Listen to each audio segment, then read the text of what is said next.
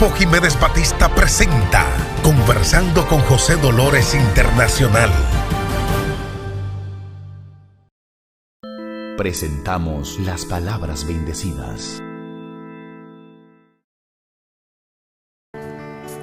Jesús, me estás sanando. Jesús, me estás sanando. Por tu misericordia. Tú, Jesús, me estás sanando. Jesús, me estás sanando. Jesús, me estás sanando. Por tus benditas llagas. Tú, Jesús, me estás sanando.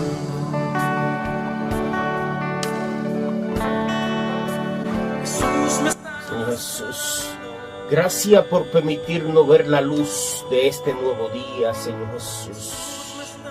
En nombre de cada uno de mis amigos televidentes, te damos la gracia, Señor. La gracia por siempre estar ahí presente en cada momento, en cada instante, Señor Jesús, como un guardián protegiendo a cada uno de nosotros. Por eso, gracias, Señor, en nombre de mi familia y en nombre de todos los que nos ven en esta hora, Señor. En tu nombre, bendito y alabado sea.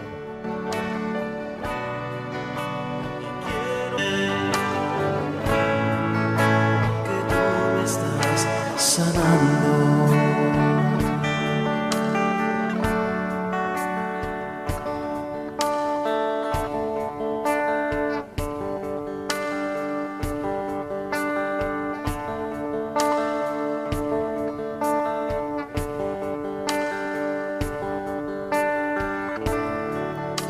Jesús, me estás tocando. Jesús, me estás tocando.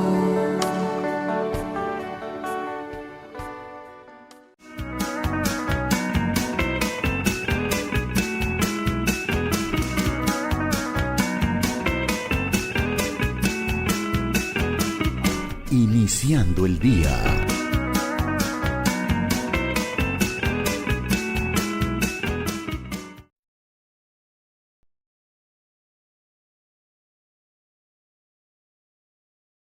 Conozcamos los 35 años de militancia del compañero José Jiménez Batista, quien ingresa a las filas del Partido Revolucionario Dominicano en el año 1991. Más adelante participa en la fundación de las 6 regiones de Santiago de los Caballeros: Región Norte 1, Región Norte 2, Región Este 1, Región Este 2, Región Oeste 1, Región Oeste 2. Más adelante el compañero José Jiménez Batista es seleccionado como presidente de la Juventud del Bloque Institucional Socialdemócrata, partido fundado por el doctor José Francisco Peña Gómez, donde presidido en Santiago por el compañero Pepe Claudio Cabrera, ex síndico de Santiago. Y para las elecciones del año 1994, el compañero José Jiménez Batista es designado por los partidos BIS y Revolucionario Dominicano como supervisor ante todas las mesas electorales del municipio de Santiago de los Caballeros, y para las elecciones del año 1998 participa como presidente de colegios electorales, elecciones donde resulta electo el compañero Héctor Grullón Moronta, alcalde del municipio de Santiago de los Caballeros, y el doctor José Rafael Abinader, senador de la provincia de Santiago. Para las elecciones presidenciales del 2000, fue designado coordinador adjunto de la Juventud, donde fue electo el compañero Hipólito Mejía Domínguez, presidente de la República Dominicana. Posteriormente, el compañero Jiménez Batista fue escogido por las bases del Partido Revolucionario Dominicano primer presidente de la Zona I, Región Norte 2, Santiago de los Caballeros, y luego participa en las elecciones de medio término del año 2002 y en las elecciones del 2006. Además, participa de manera activa en las elecciones presidenciales del año 2008. De igual modo, participa también como presidente de colegios electorales y para las elecciones municipales del año 2010, elecciones donde resultó electo el doctor Gilberto Cerulle Ramia, alcalde del municipio de Santiago de los Caballeros. El compañero José Jiménez Batista además participa activamente de las elecciones presidenciales del año 2012, representando el partido como gerente del centro de votaciones de la Escuela Salomé Ureña de Enríquez, donde participa como candidato presidencial el compañero Hipólito Mejía Domínguez. El compañero Jiménez Batista también participa como presidente de Colegio Electoral 89A, elegido Santiago, y para las elecciones del año 2016, el compañero Jiménez Batista participa como gerente de Centro de la Gallera, representando al candidato a la presidencia, compañero Luis Rodolfo Abinader Corona. Además, para las elecciones del año 2020, el compañero Jiménez Batista participa como vocero en los medios de comunicación, simultáneamente asesor del Partido Revolucionario Moderno en la región de Atlantic City. Y para las elecciones presidenciales y municipales del año 24 fue designado por el Comité Municipal de Santiago de los Caballeros como coordinador adjunto del Comando de Comunicación y simultáneamente asesor de la región de Atlantic City en el estado de New Jersey. Por su larga trayectoria política ininterrumpida, el compañero José Jiménez Batista es gloria del Partido Revolucionario Moderno y un fiel compañero apegado a los principios y valores éticos de nuestro partido. Además, el compañero Jiménez Batista es un destacado líder gremialista que ha representado el partido en las elecciones de la Asociación de Abogados de Santiago en el año 2015, derrotando la plancha del Partido de la Liberación Dominicana, y un vocero permanente del partido en los aspectos jurídicos de la República Dominicana.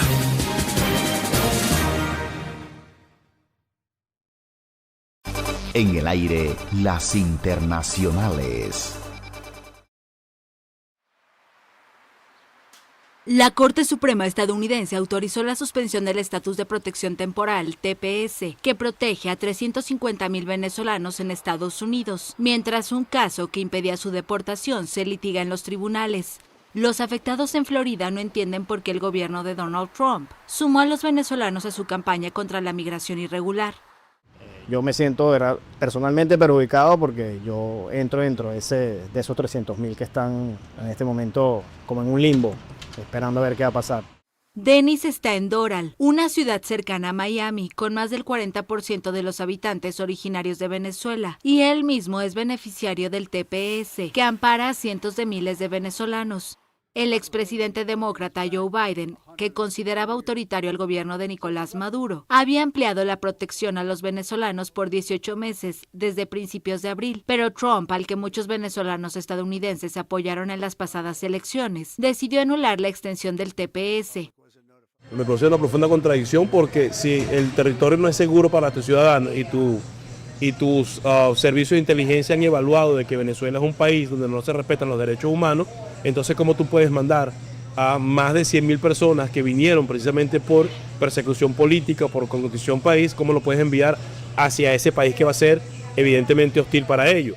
Keila Méndez no forma parte de los venezolanos cuyo TPS caducó en abril. Su cobertura legal se extiende hasta agosto, pero tras la decisión de la Corte Suprema, el futuro es angustioso. Claro que tengo mucho miedo porque hemos formado aquí un mundo, hemos formado una familia, hemos progresado, hemos creado un vínculo allá, mis hijos están estudiando, mis hijos quieren un futuro aquí, o sea, tienen miedo de volver. Maduro condenó el martes la decisión de la suspensión del TPS. Yo rechazo y repudio el retiro del TPS como protección especial a la migración venezolana. Migrar no es delito. Quitarle el TPS sí es delito, porque es un derecho que ellos tienen. Trump volvió al poder con la promesa de deportar a millones de migrantes. Un juez federal de California había suspendido temporalmente en marzo la decisión de suspender el TPS al considerar que huele a racismo, pero la decisión fue apelada ante la Corte Suprema de mayoría conservadora. Estados Unidos otorga el TPS a extranjeros que no pueden regresar a su país de manera segura debido a guerras, desastres naturales u otras condiciones extraordinarias.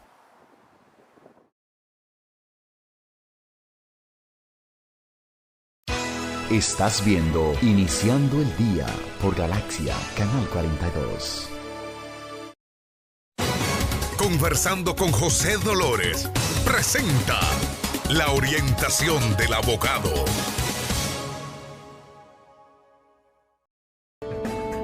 Firmas de Abogados Jiménez Batista presenta asesoría migratoria y consular con el abogado de inmigración José Jiménez Batista. Saludos, saludos mis amigos, ¿cómo están todos ustedes? Bueno, señores, el día de hoy es un día muy especial porque estamos trabajando, atención, todas las personas que tienen una petición introducida en Potomac Service Center, pero lo más importante de esta información es que la forma o el formulario I-130, que es el más codiciado porque tiene que ver con un familiar inmediato. La petición de un familiar inmediato en esta oficina de servicio Potomac pues está durando en la actualidad solo un año, pero esta clasificación tiene varias etapas. Pero en esta etapa nosotros lo estamos informando a ustedes que si se está solicitando pues un hijo menor de 21 años o un cónyuge, ¿verdad? Pues solo está durando un año, reiteramos. El formulario I-130 en la oficina de servicio Potomac para la petición de un hijo menor de 21 años o una esposa o un esposo. En la actualidad en esta oficina solo un año, 12 meses, mis amigos de TikTok, mis amigos de YouTube, mis amigos de mis canales de televisión. Felicidades por este corto tiempo en esta oficina de servicio Potomac de los Estados Unidos de América. Ustedes sean felices.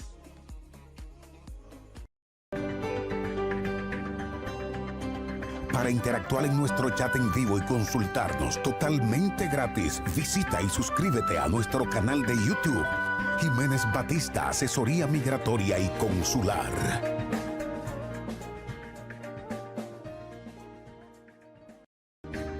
Firma de Abogados Jiménez Batista presentó asesoría migratoria y consular con el abogado de inmigración José Jiménez Batista. Eddie Baez, hechos, no palabras.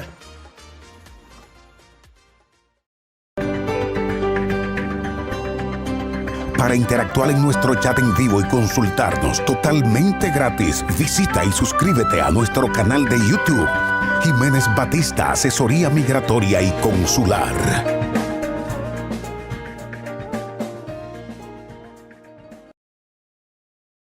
En el aire, las internacionales. Fuertes lluvias han dejado inundadas amplias zonas del este de Australia. Según las autoridades, en algunas partes de Nueva Gales del Sur ha llovido en solo 2 días, el equivalente a 4 meses de precipitaciones, sumergiendo casas, negocios y carreteras en aguas fangosas. Los servicios de emergencia informaron que llevaron a cabo más de 150 rescates durante la noche, en su mayoría de personas que se habían refugiado en los techos y los pisos superiores de las casas. Se espera más lluvia intensa en las próximas 48 horas, con algunas zonas que recibirían 200 milímetros antes de que las condiciones empiecen a mejorar. Las autoridades estimaron que unas 16.000 personas o 7.400 viviendas seguirán aisladas al menos hasta el jueves.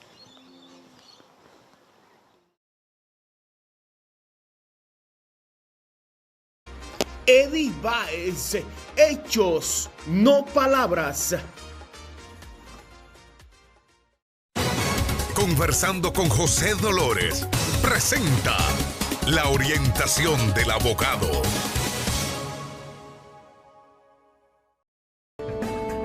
Firmas de Abogados Jiménez Batista presenta asesoría migratoria y consular con el abogado de inmigración José Jiménez Batista. Seguimos mis amigos. Estamos trabajando el día de hoy con la oficina Potona, un nombre difícil de pronunciar, pero ¿qué vamos a hacer? Potona Service Center, reiteramos. Ahora vamos a informarle a ustedes sobre el formulario I-130. Esta clasificación que le estoy informando es para aquellos hijos de ambos sexos mayores de 21 años. Siempre pues nos están consultando, preguntando cuánto tiempo dura una petición de un hijo mayor de edad, ¿no? Eso es importante, pero también existen los hijos mayores de edad casados que tienen su clasificación. En esta ocasión, esta orientación, más bien información de la oficina de Potona, pues esta está diciendo que si usted está pidiendo a un hijo o una hija mayor de 21 años, está durando aproximadamente 2 años y medio, es decir, 29 meses. Atención, mis amigos que tienen introducida esta petición en Potona. La actualidad es que está durando esta petición de formulario I-130 para hijos de ambos sexos mayor de 21 años. Reiteramos, 2 años y medio, 29 meses. Entonces es importante pues seguir con todas las orientaciones que le estamos dando nosotros acá en nuestro canal para que ustedes conteste con los tiempos de espera de la petición que ustedes tienen introducida en Potona Service Center. Ustedes sean felices.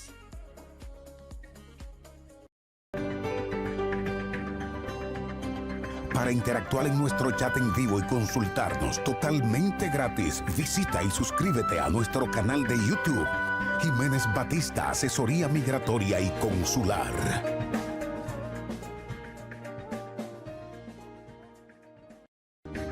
Firma de Abogados Jiménez Batista presentó asesoría migratoria y consular con el abogado de inmigración José Jiménez Batista. Si desea consultar con el abogado José Jiménez Batista, llámanos en República Dominicana 809-516-3604 y en Estados Unidos o escríbenos al WhatsApp a los mismos teléfonos.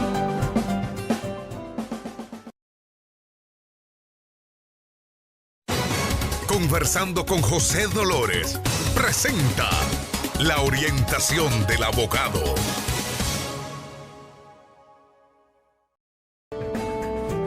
De Abogados Jiménez Batista presenta asesoría migratoria y consular con el abogado de inmigración José Jiménez Batista. Mis amigos, vamos a decirle a ustedes, de acuerdo a la última actualización, cuál es el tiempo de espera en Nebraska Service Center del formulario I-824, que es sobre la solicitud de acción sobre una solicitud o petición aprobada.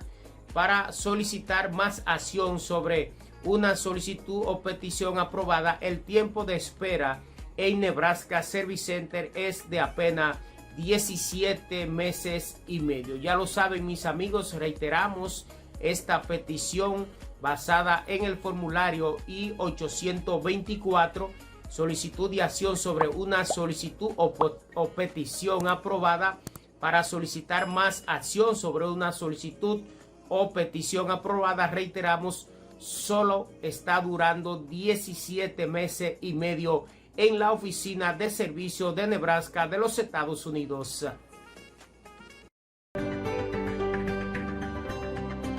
Para interactuar en nuestro chat en vivo y consultarnos totalmente gratis, visita y suscríbete a nuestro canal de YouTube, Jiménez Batista, Asesoría Migratoria y Consular.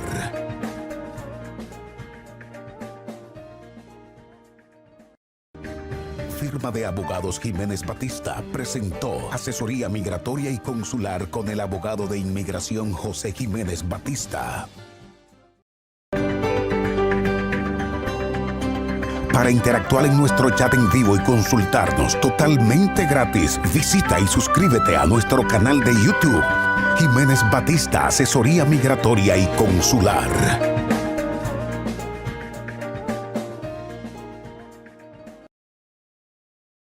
Eddie Baez, hechos, no palabras. En el aire, las internacionales. La Fiscalía francesa pidió penas de hasta 10 años de prisión para los atracadores de la influencer estadounidense Kim Kardashian en su habitación de hotel en París en 2016. Este mediático juicio por el robo a mano armada de joyas valoradas en $10 millones entró el miércoles en su última fase, con los alegatos finales. En su última intervención, la fiscal se esforzó en desmontar la imagen tierna de abuelitos atracadores de los sospechosos, a quienes catalogó como ladrones curtidos del gran crimen organizado. La Fiscalía pidió 10 años de prisión para quien considera el cerebro de la operación y el encargado de dar las órdenes, reclutar y viajar a Bélgica para revender las joyas. El hombre, ahora completamente sordo y casi mudo, fue identificado por su ADN y reconoció rápidamente su participación, aunque niega ser el jefe del grupo. Durante el juicio, escribió incluso una carta de disculpas para la víctima, que lo perdonó por lo que ocurrió, pero argumentó que eso no cambia el trauma y la forma en que el asalto cambió su vida. La misma pena de 10 años se solicitó para otros 3 hombres del equipo de atracadores, mientras que el resto de los 10 acusados se expone a penas menores. Está previsto que el veredicto se conozca el viernes.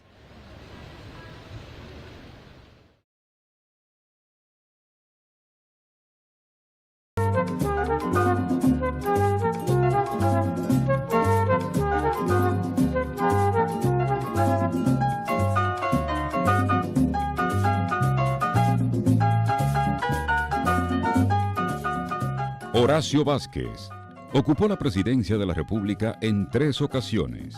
Nació en Estancia Nueva Moca el 22 de octubre de 1860, hijo de los señores Ramón Alajara y Basilio Vázquez. Durante su juventud, Horacio Vázquez trabajó en labores agrícolas y en los comercios de su padre. Se opuso Ulises Heró, ya tuvo una primera participación en política en la insurrección de Casimiro Demesio de Moya en 1886 contra Ulises Heró.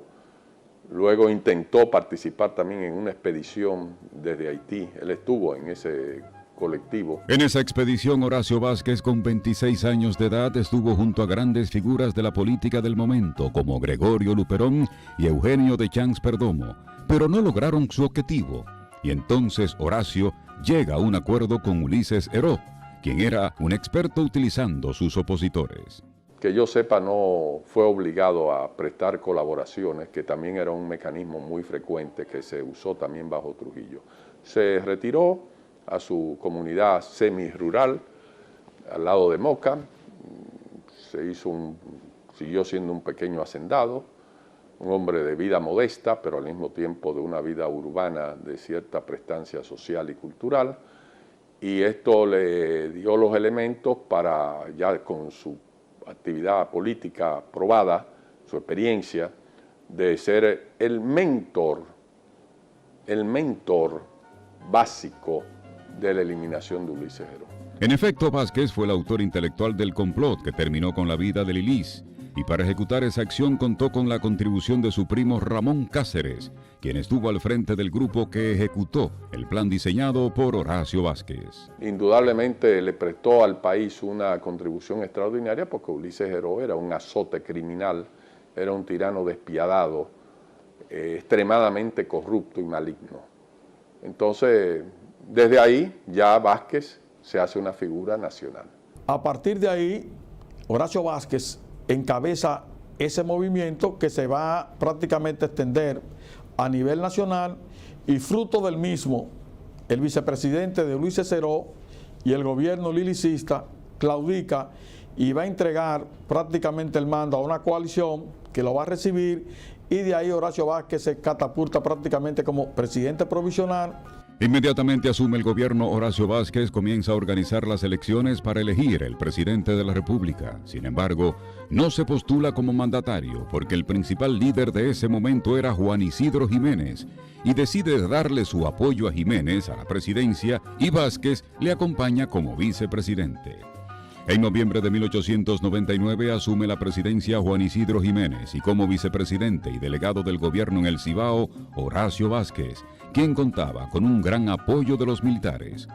El gobierno llevaba muy poco tiempo cuando comenzaron las confrontaciones entre el presidente Jiménez y el vicepresidente Vázquez, provocadas básicamente por sus seguidores, muchos de los cuales eran caudillos que habían comenzado a resurgir tras la muerte de Lilis, quien los tenía controlados. A los seguidores del presidente Jiménez le llamaban popularmente los bolos, ya que se hacían representar por un gallo sin cola, mientras que a los seguidores de Horacio Vázquez lo identificaban como los coludos, cuyo símbolo era un gallo de cola abundante. Era una disputa terrible que más que Vázquez la atizaban otros. Cáceres sí era beligerante contra Jiménez.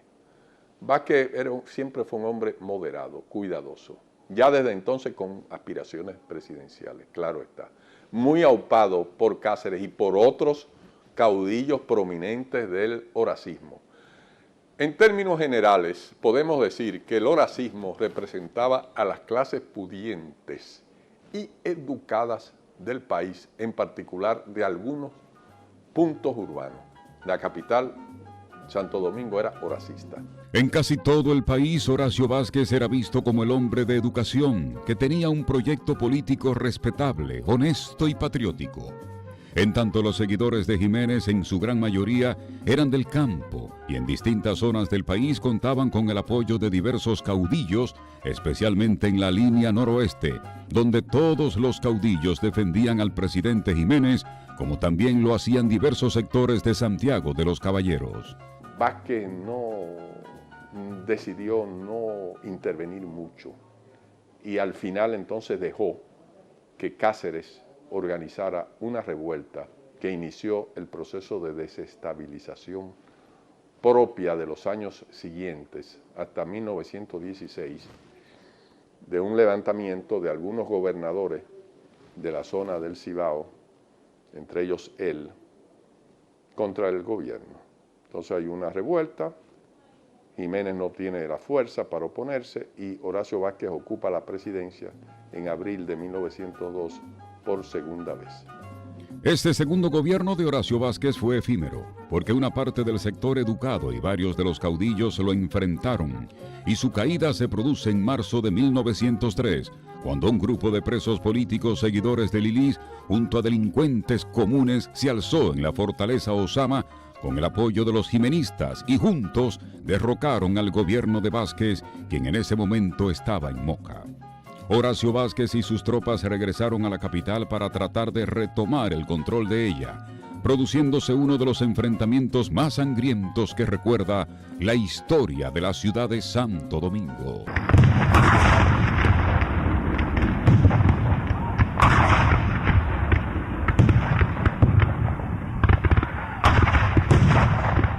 Horacio no logró su objetivo, fue vencido y obligado a salir hacia el exilio. Estos acontecimientos nutrieron las letras del popular merengue La Batuta, de la autoría de Emilio Morel y Julio Alberto Hernández, interpretado por Rico López con la orquesta del maestro Rafael Solano. Después que la gente huyó en el combate de abril, Horacio llamó a su lado al jefe de Macorís y dándole un fuerte abrazo le dijo: General Luis, váyase usted para el este, que yo me voy por aquí. Se va Horacio, se va el General Luis, ya tiene la batuta Alejandrito Gil. Se va Horacio, se va el General Luis, ya tiene la batuta Alejandrito Gil. Cuando el bravo corderito atacó la capital, el bolo cogió su puesto y se preparó a pelear. Y cuando fue muerto Aquiles en la esquina de Pavón, dijeron todas las gentes, triunfó la revolución. Se va Horacio, se va el general Luis, ya tiene la batuta Alejandrito Gil. Cuando la gente de Asua vio a Casimiro caer, le llevaron la noticia al general Luis Bertier, y al recibir la noticia el general contestó: sálvese todo el que pueda, porque ya Horacio cayó. Se va Horacio, se va el general. Y Horacio Vázquez pierde el poder.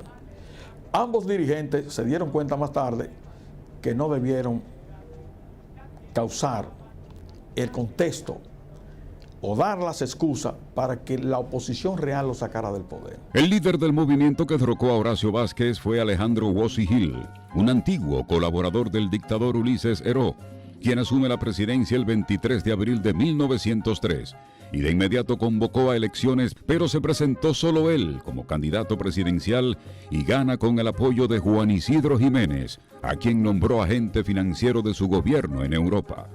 Antes del gobierno de Wossi Gil cumplir los primeros 100 días, Carlos Morales Languasco encabezó un movimiento que puso fin al régimen de Alejandrito Gil con el apoyo de los jimenistas y los horacistas. Y así llega al poder entonces Carlos Morales Languasco, quien tuvo que seguir con las negociaciones iniciadas por Juan Isidro Jiménez, inclusive firmar el famoso modus vivendi, donde se legalizaba la toma de las aduanas por parte de los norteamericanos, la salida del Improvement Company y la creación de la receptoría de aduanas. Morales Languasco, al tomar el poder, formó un gabinete de horacistas y jimenistas y convocó a elecciones para principios de 1904, pero incumplió la promesa de reinstalar en la presidencia a Juan Isidro Jiménez y por el contrario se alió a los horacistas que se oponían al retorno al país de Jiménez. Con esa acción, Languasco logra presentarse como candidato presidencial y como candidato a la vicepresidencia a Ramón Cáceres, primo de Horacio Vázquez. Las elecciones fueron celebradas el 31 de mayo de 1904. Morales Languasco y Mon Cáceres tomaron posesión el 19 de junio de ese mismo año. Los horacistas obligaron a Morales Languasco a renunciar el 24 de diciembre de 1905 y el 29 de diciembre de ese mismo año tomó posesión como presidente de la República Ramón Cáceres. El gobierno de Mon Cáceres no había cumplido 2 años cuando Horacio Vázquez comienza una oposición abierta en su contra y se va a Puerto Rico para desde allá conspirar contra su primo el presidente Cáceres y aliarse con los enemigos del gobierno, principalmente con los seguidores de Desiderio Arias. Y Mon desarrolla su propio proyecto, un proyecto oligárquico liberal de tintes autoritarios con muy pocas libertades públicas. Era un proyecto autoritario, no era una dictadura y menos sangrienta, aunque se cometieron grandes crímenes contra los partidarios de Jiménez, pero finalmente Horacio rompe con ellos, no por una cuestión de principios, aunque él tenía divergencias, hay que decirlo, Horacio no era ningún tonto, era un hombre que tenía sus propios conceptos, y rompe con ellos y se declara en la oposición. Ahí viene entonces el drama del asesinato de Cáceres,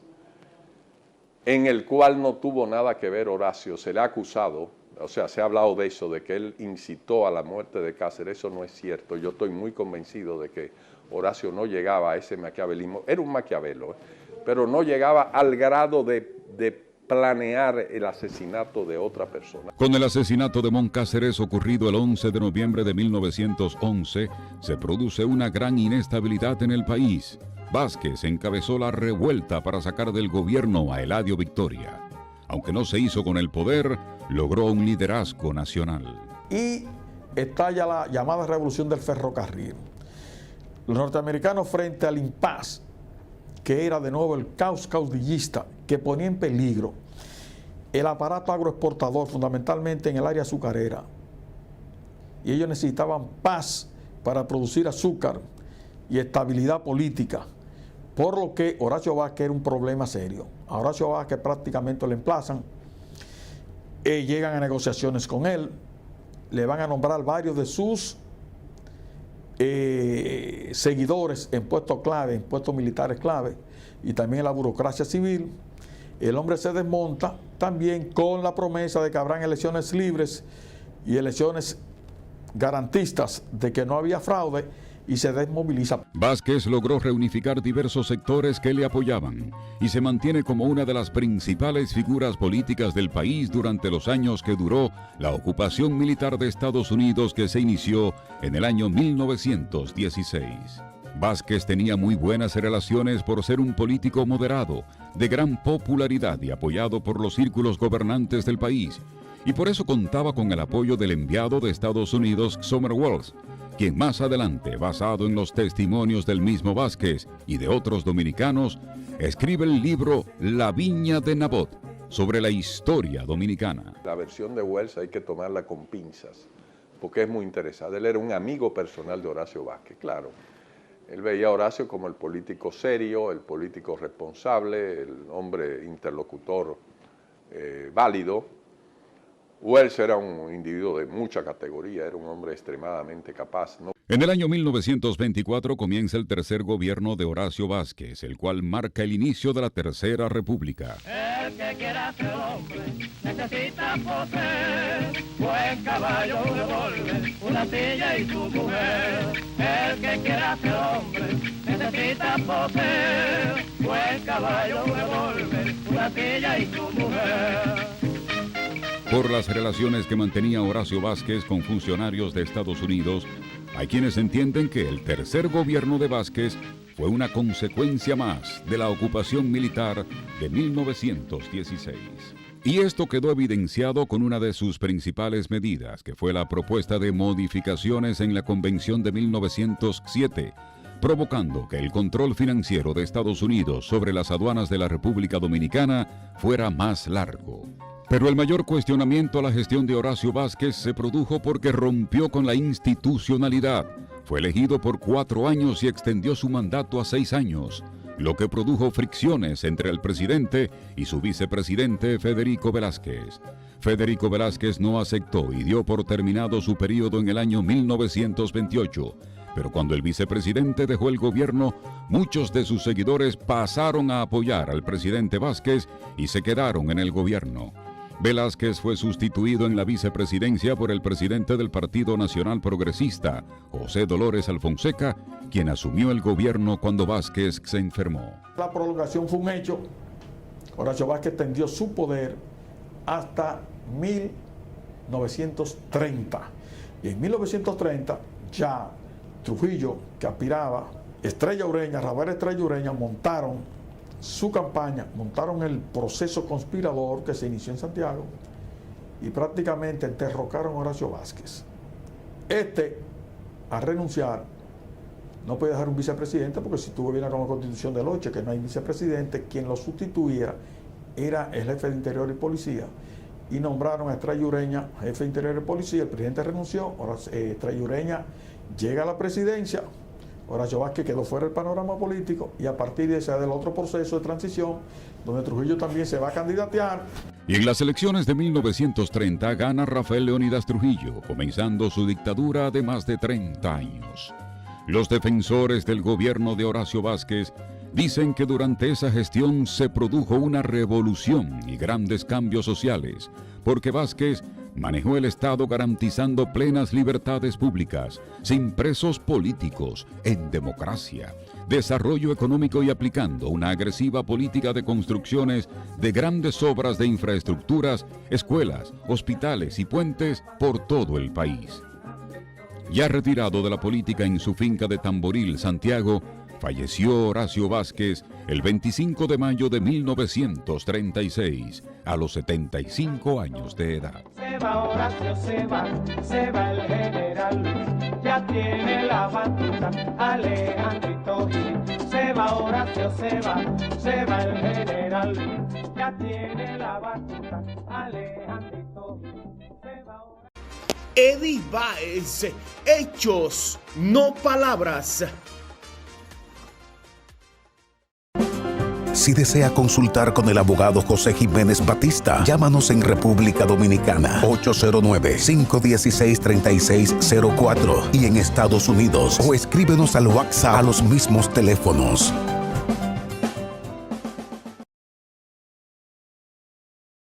Vamos a dar un viaje en el tiempo hacia 1871 en la República Dominicana. Veremos fotos reales de la época y cómo se veía la ciudad de Puerto Plata. Conoceremos la vida cotidiana de la gente, sus costumbres, cómo se ganaban la vida y hasta cómo conseguían agua para beber. Comencemos.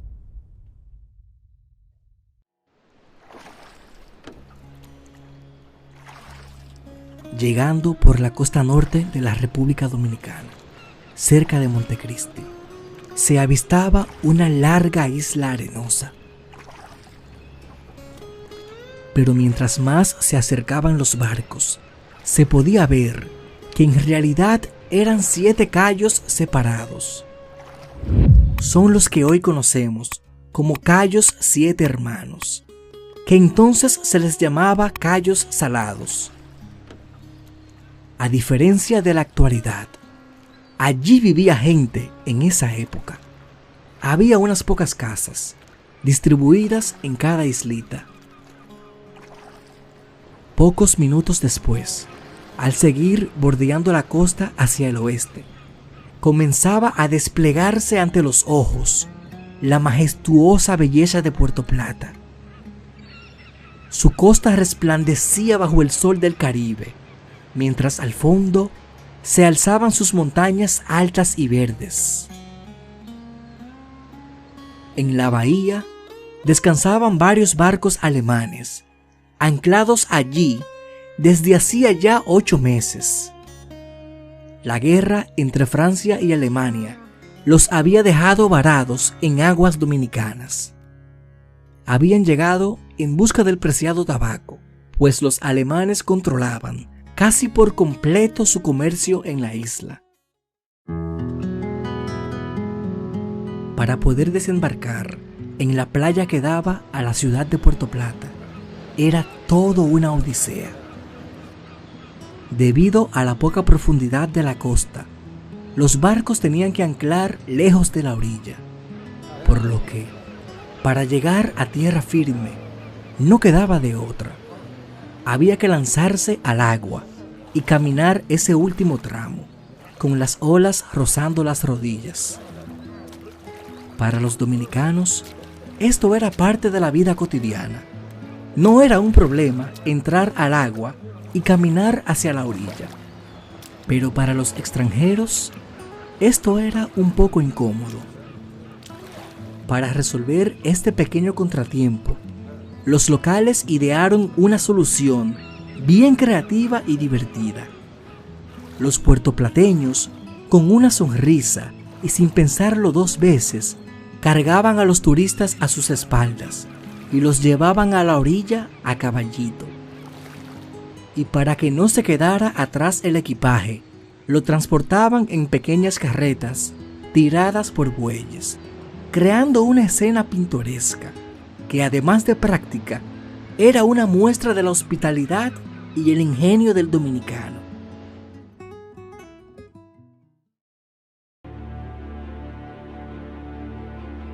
Es importante recordar que apenas 6 años atrás había culminado la Guerra de la Restauración contra los españoles, y las ciudades del Cibao fueron las que más daño sufrieron.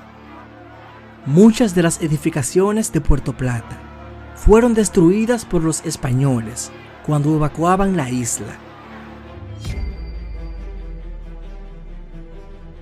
Los dominicanos, poco a poco, reconstruyeron la ciudad con los recursos que tenían.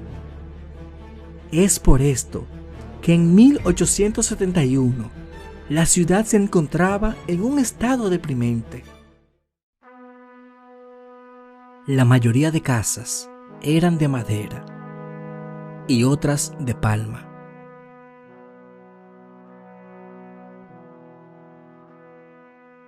Mientras se caminaba por las estrechas y mal pavimentadas calles de la ciudad, se podía ver pequeñas casas humildes.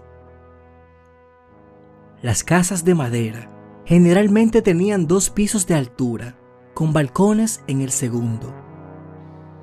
La antigua fortaleza, destruida y en ruinas, servía como puesto militar para los dominicanos. Allí había una guarnición de unos 12 hombres y varias piezas de artillería en mal estado. En todo Puerto Plata, solo había 2 lugares de alojamiento para viajeros, con 2 o 3 habitaciones. Había 4 escuelas, 3 para chicos y 1 para chicas.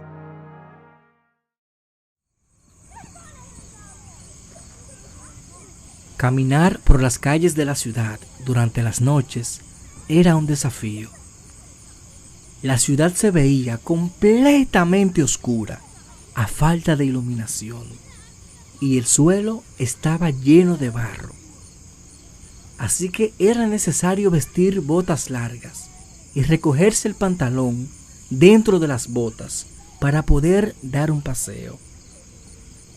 El que no quería ensuciar sus botas podía optar por subirse a caballito en la espalda de un puertoplateño.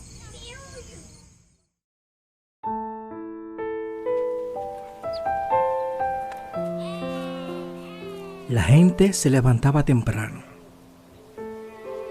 de 5 a 6 de la mañana. Tomaban una taza de café o chocolate, un pancito y un poco de fruta, y salían para su trabajo.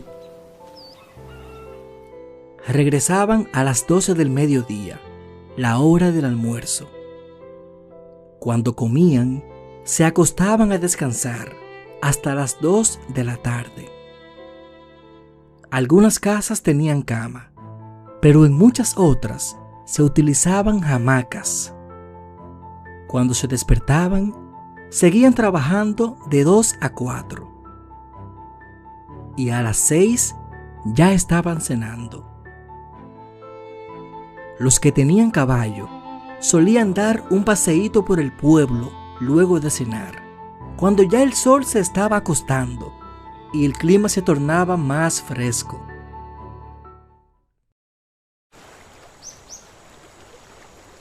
En las afueras de la ciudad se encontraban los hermosos y limpios ríos, de donde los puertoplateños se abastecían de agua para todas sus necesidades. El agua era clara, fresca y de sabor muy agradable. Los que se encargaban de distribuir el agua en el pueblo se les llamaba aguadores. Eran unos hombres que iban al río en su mula, con barriles amarrados en cada lado, y los llenaban de agua. Y luego los llevaban al pueblo para venderlo de puerta en puerta. En esos mismos ríos, las mujeres se reunían en grandes grupos para lavar la ropa. Era común ver entre 40 y 50 mujeres de distintas edades lavando. Algunas se hallaban completamente desnudas y otras solo llevaban un trapo arrollado a la cintura. Todas se dedicaban a su labor, mientras charlaban y pasaban un buen rato. Las mujeres se ganaban la vida, principalmente como lavanderas, y según decían algunos, trabajaban más y mejor que los hombres.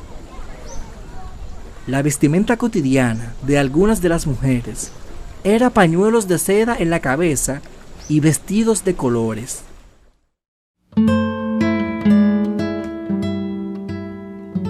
Desde la restauración de la República, en el año 1865, el país tenía 5 provincias: Santo Domingo, Compostela de Azua, Santa Cruz del Ceibo, Santiago de los Caballeros y Concepción La Vega. Puerto Plata y Samaná eran considerados distritos marítimos. De acuerdo con el censo de ese año, La población de Puerto Plata era de 3.087 habitantes y la mitad eran extranjeros. Aparte de los dominicanos, existían cubanos, chinos, españoles, chilenos, puertorriqueños, estadounidenses, daneses, franceses, haitianos, holandeses e inmigrantes de las Antillas Menores. Realizaban diferentes actividades como carpinteros, marinos, carreteros, albañiles, fotógrafos, lavanderas, comerciantes, sastres, pintores, jornaleros, entre otros. La alta sociedad era reducida y en su mayoría familias extranjeras.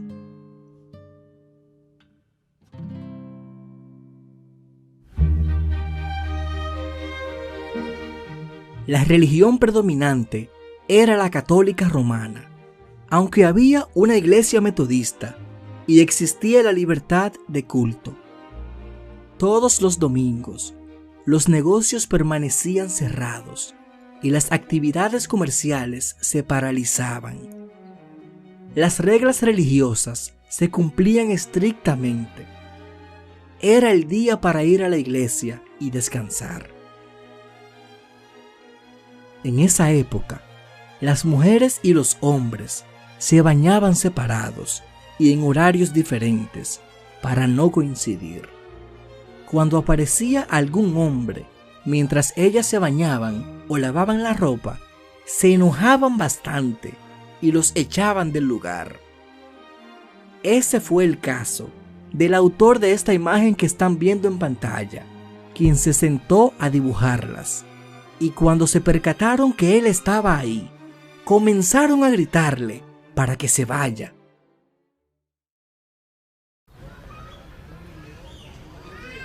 La plaza de mercado era un pequeño lugar donde se reunían los comerciantes con los productos básicos. Todos los puestos eran de madera, con techo de paja. Se podía ver los pedazos de carne guindando del techo de algunas carnicerías. Alrededor de la plaza se sentaban grupos de mujeres y niños con sus productos extendidos en el suelo. Había ropas, frutas, verduras, vegetales para ensaladas, chocolate nativo dominicano, entre otros productos. El puerto de esta ciudad era el más activo en toda la isla. El principal comercio de la zona norte se concentraba ahí. Los comerciantes de Santiago y La Vega llevaban grandes volúmenes de tabaco a esta zona para poder despacharlo al extranjero. También se exportaba la caoba y otras maderas. Gran parte de los que se dedicaban a esta actividad en esta zona manejaban 2 o 3 idiomas.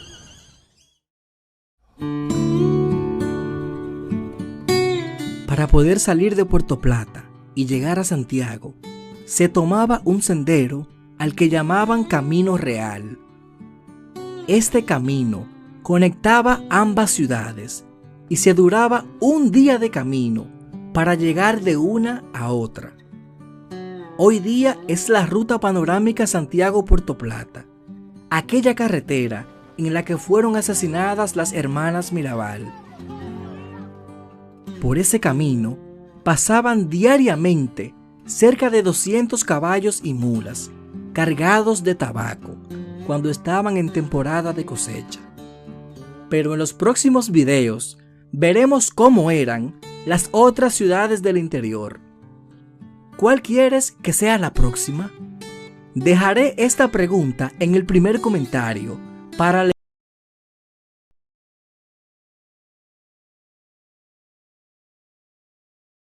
Conozcamos los 35 años de militancia del compañero José Jiménez Batista, quien ingresa a las filas del Partido Revolucionario Dominicano en el año 1991. Más adelante participa en la fundación de las 6 regiones de Santiago de los Caballeros: Región Norte 1, Región Norte 2, Región Este 1, Región Este 2, Región Oeste 1 Región Oeste 2. Más adelante el compañero José Jiménez Batista es seleccionado como presidente de la Juventud del Bloque Institucional Socialdemócrata, partido fundado por el doctor José Francisco Peña Gómez, donde presidido en Santiago por el compañero Pepe Claudio Cabrera, ex síndico de Santiago. Y para las elecciones del año 1994, el compañero José Jiménez Batista es designado por los partidos BIS y Revolucionario Dominicano como supervisor ante todas las mesas electorales del municipio de Santiago de los Caballeros, y para las elecciones del año 1998 participa como presidente de colegios electorales, elecciones donde resulta electo el compañero Héctor Grullón Moronta, alcalde del municipio de Santiago de los Caballeros, y el doctor José Rafael Abinader, senador de la provincia de Santiago. Para las elecciones presidenciales del 2000, fue designado coordinador adjunto de la Juventud, donde fue electo el compañero Hipólito Mejía Domínguez, presidente de la República Dominicana. Posteriormente, el compañero Jiménez Batista fue escogido por las bases del Partido Revolucionario Dominicano primer presidente de la Zona I, Región Norte 2, Santiago de los Caballeros, y luego participa en las elecciones de medio término del año 2002 y en las elecciones del 2006. Además, participa de manera activa en las elecciones presidenciales del año 2008. De igual modo, participa también como presidente de colegios electorales. Y para las elecciones municipales del año 2010, elecciones donde resultó electo el doctor Gilberto Cerulle Ramia, alcalde del municipio de Santiago de los Caballeros. El compañero José Jiménez Batista además participa activamente de las elecciones presidenciales del año 2012, representando el partido como gerente del centro de votaciones de la Escuela Salomé Ureña de Enríquez, donde participa como candidato presidencial el compañero Hipólito Mejía Domínguez. El compañero Jiménez Batista también participa como presidente de Colegio Electoral 89A, elegido Santiago, y para las elecciones del año 2016, el compañero Jiménez Batista participa como gerente de Centro de la Gallera, representando al candidato a la presidencia, compañero Luis Rodolfo Abinader Corona. Además, para las elecciones del año 2020, el compañero Jiménez Batista participa como vocero en los medios de comunicación, simultáneamente asesor del Partido Revolucionario Moderno en la región de Atlantic City. Y para las elecciones presidenciales y municipales del año 24 fue designado por el Comité Municipal de Santiago de los Caballeros como coordinador adjunto del Comando de Comunicación y simultáneamente asesor de la región de Atlantic City en el estado de New Jersey. Por su larga trayectoria política ininterrumpida, el compañero José Jiménez Batista es gloria del Partido Revolucionario Moderno y un fiel compañero apegado a los principios y valores éticos de nuestro partido. Además, el compañero Jiménez Batista es un destacado líder gremialista que ha representado el partido en las elecciones de la Asociación de Abogados de Santiago en el año 2015, derrotando la plancha del Partido de la Liberación Dominicana, y un vocero permanente del partido en los aspectos jurídicos de la República Dominicana.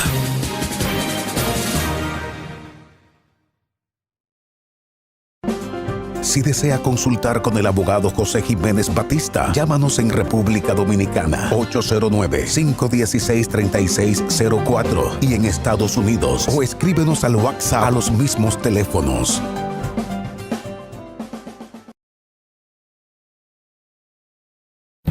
Grupo Jiménez Batista presentó Conversando con José Dolores Internacional.